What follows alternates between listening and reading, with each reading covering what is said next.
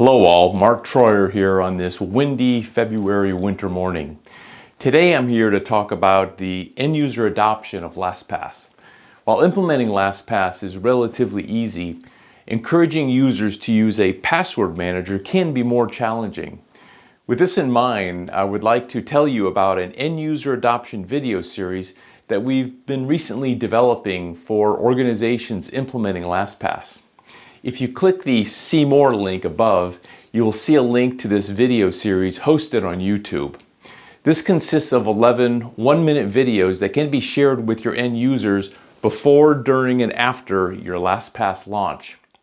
This video series emphasizes password security awareness as well as how to activate and use LastPass.